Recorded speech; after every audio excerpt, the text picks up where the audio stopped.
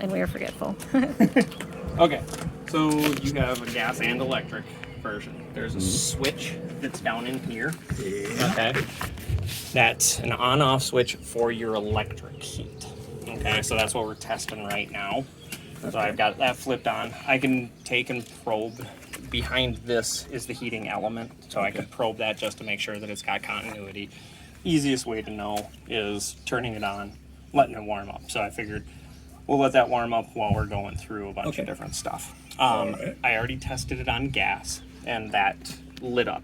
Okay. It'll be just like any of your house functions. So like if your furnace tries to ignite, it'll try it 3 times. And then if it doesn't ignite, it's going to cut off. It's going to tell that circuit board, sorry, don't Shut even down. try another function until you shut it off. Give it 30 seconds, turn it back on again, and then it'll allow you to try another 3 times. So I already tried it. Generally, a lot of times, it'll make it all the way through those 3 tries and not ignite. So like when you turn off the LP, you travel from one spot to the next, or you let it sit for a duration. So if it doesn't light the first attempt on 3 tries, try it again. All right. So that's the electric on this guy. This is the P&T valve, or pressure and temperature valve. So if it's overheating, overpressurizing, same thing as in a house, it's going to pop that and start leaking out of there. Okay. So it's leaking out of there right now because I had to fill it.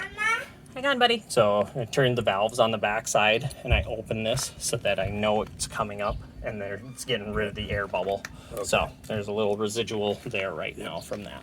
So, but then in order to turn it on gas,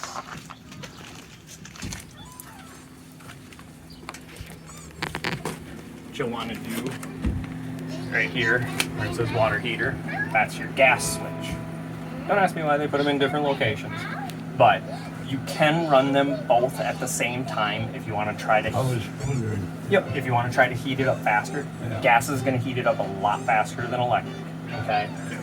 That DSI fault, that's direct spark ignition. Okay. So if the gas goes out or that flame goes out, that light will be on. Don't get confused when you first turn this on, that light's going to be on because it hasn't ignited yet. Once it ignites, it'll go Correct. on. Yep. So it's running. If it does go on all of a sudden, Yep. you know. And you'll know, it's pretty easy or distinct to tell when you're out there. It'll sound like a torpedo heater. It'll just. Gotcha. And I can fire it up now if you want it, but these are your sensors. So your battery, it's reading as full because you're plugged into shore power, and it's charging the battery. So it's reading the rate of charge, not the actual state of charge. And then each one is your sensors throughout. So your fresh tank has 2/3 full. Your black tank is over full. We just tried running the toilet, and it isn't actuating that water valve real great. So that may need a new water valve, but that tank is full enough to where it's coming up to that toilet. So that has to get emptied. But then your gray water will be your bathroom sink and your shower, and your galley is going to be your kitchen. Generally, that's how they label them. Do you have an outside kitchen? Yes. Okay, so that could vary depending upon where they're going to send the water to. Galleys are generally kitchens, and they try to tie them together, but since you have a front kitchen and a rear kitchen, they may have changed that. Okay, Lane, hang on, I'm taking a video. Kind of check on all that stuff. Your slide outs, you know how to operate those.